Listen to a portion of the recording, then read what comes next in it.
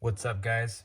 I know I've been gone for a while, but I'm back, this time with a new toy in the garage. This is my Anolex 3030 CNC machine. I've been using it to make some e-bike parts and things for my builds and other customers and stuff like that. Also used it to kind of make some new clamps for it. It came with these plastic ones, which are okay, but I prefer aluminum. Also, this is my own design, so I made the slot much longer.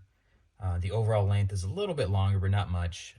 And I think it's just provides more clamping options and just a little bit better for the things that I'm doing.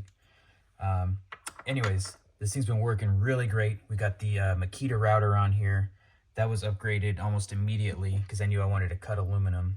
It came with a 300-watt spindle, which was okay. I never used it to cut aluminum just because I knew it's kind of not up to the task, honestly.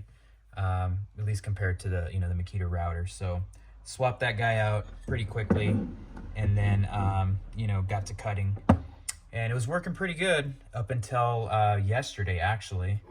I don't know if you could see this, but you've got like curling on the aluminum here, and it's obviously this was cutting too fast.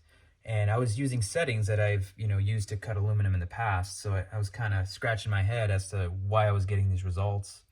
And played with the tool paths and really tried to slow it down. Was getting the same exact results. Breaking bits, gumming up the bits, just not what you want. And then started having issues with connecting to the board. And then that's kind of when I knew, like, okay, something's going on here with the electronics. So kind of just stopped experimenting with that and decided to go with the Open Builds black box. So that's on order now. That'll be here soon.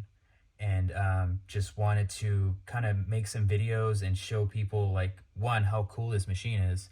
It's really beefy, and if you look at some of the other machines out there in the price range, this thing just blows them out of the water. But I don't know why there's not a lot of information on these things. There's not a lot of tutorials. There's a couple of unboxing videos, which are pretty good, but not a lot of info on the actual machine and how to upgrade it and things like that. On top of the Makita router, I also have the Air Assist here, which has been working really nice. So like I said, this will be a few different videos on the journey of getting this thing upgraded for anyone else that is thinking about doing the same. So stay tuned. Thanks.